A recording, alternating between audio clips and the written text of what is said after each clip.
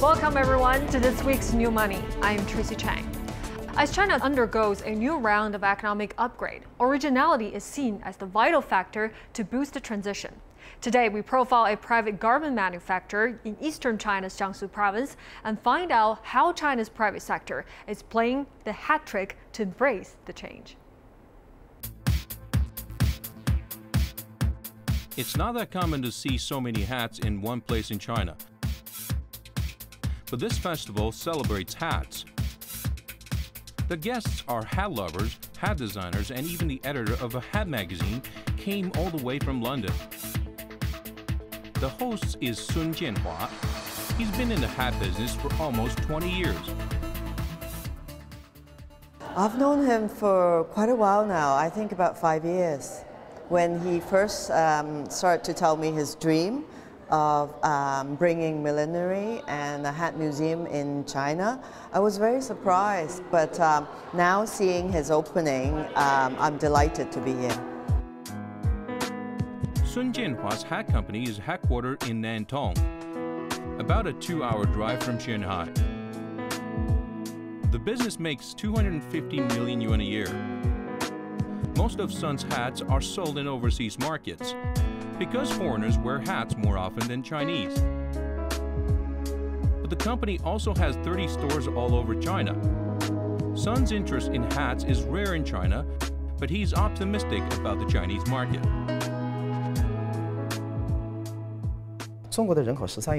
Our primary customers are in Europe, America, Canada, Japan and South Korea.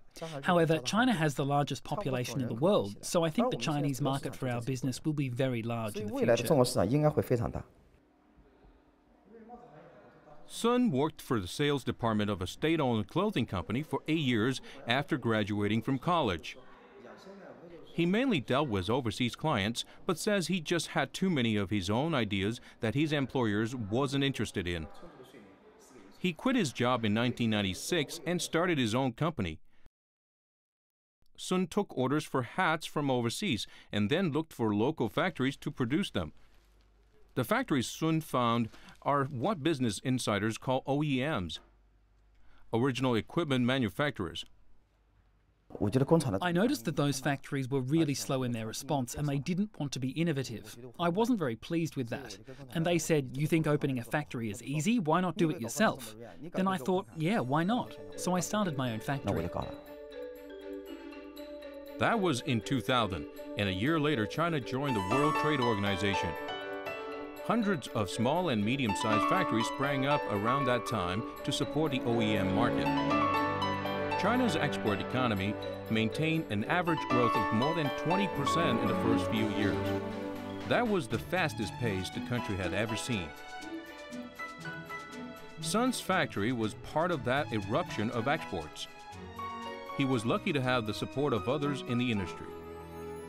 When I was working after graduation, I had quite good relations with some of the factories that made the raw materials.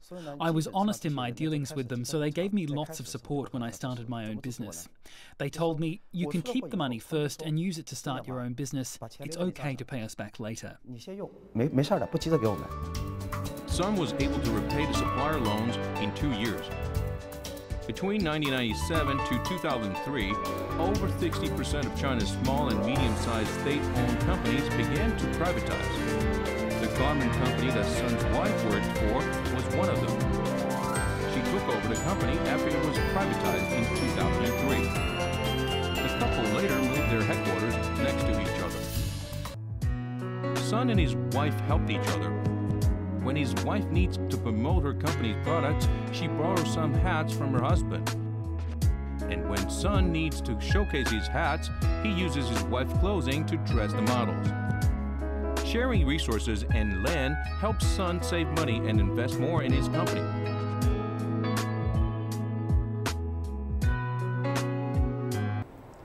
Folks, just a reminder, you can use your smartphone to scan the QR code on the bottom of your screen to find the latest and all the previous episodes of New Money. And to begin today's discussion, Professor Jia Ning joins me in the studio. She's the Deputy Director at the China Business Case Center at Jianhua University. So thank you so much for joining us today, Professor Jia. So we look at Mr. Sun's business. It's got two segments, right? One focuses on international markets and one focuses on the domestic markets. Can you comment on that sort of business structure? Sure. I think China's manufacturing sector used to be export-driven, due to its low-cost advantages, right? But in recent years, as China's average income level is, constantly on the rise, and also as China is gradually losing its demographic dividend, so the export model is now becoming less appealing or attractive.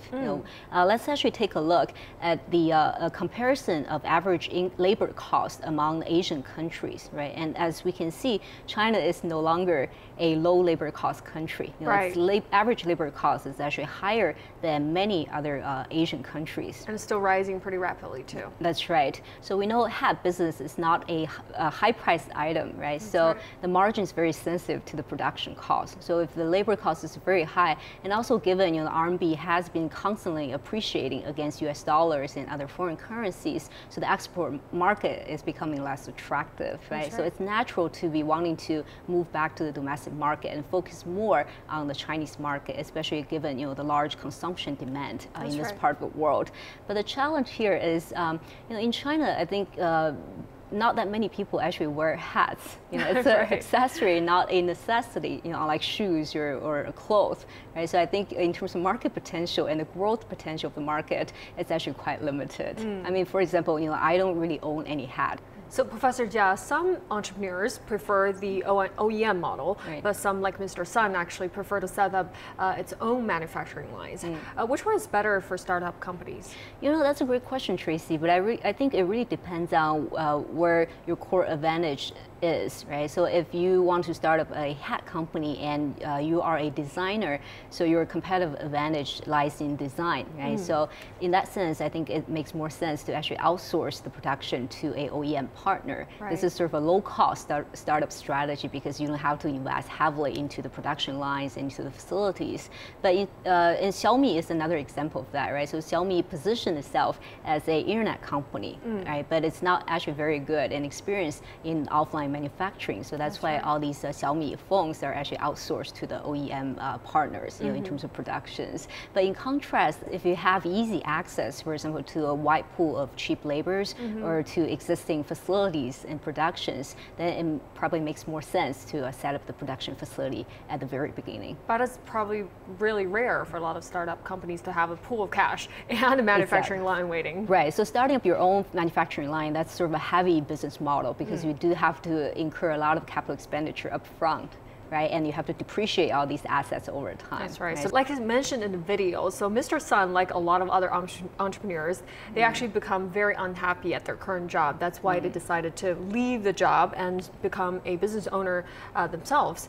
Comment on the so-called entrepreneurial spirit. I think Mr. Sun is an example of early generation of entrepreneurs in China who clearly demonstrate several entrepreneurial traits, right? So the first one is they're never afraid to sort of challenge the current practice, right? And ask, well, how things can be done better, right? So the reason, as you mentioned, the reason Mr. Sun left the company is because he was not pleased with how things were operated before, right? And he was also always thinking about ways to improve, on the current practice. That's a very important entrepreneurial trait because the average people just take the assignment as a given and never really question, the current practice. And second entrepreneurial trait that I think Mr. Sun demonstrated is he's very optimistic and sometimes probably even more optimistic, overly optimistic. You have to be, right? Because entrepreneurship is really one of the hardest things to do. There are so many things that you don't even expect that can go wrong. Yeah, it's a very rocky journey, right? So you do have to believe in what you're doing and believe in the future. So that's very important. And third entrepreneurial traits that Mr. Sun demonstrated is execution, right? So people always say ideas are cheap, and ideas are basically meaningless until they're acted on, right? So it's important once you have a good idea, you want to go and execute it and try things out and see whether it actually works out. I see. Well, folks, right now could be the best time to be an entrepreneur in China, but creating a business faces many challenges. We'll discuss that when we come back.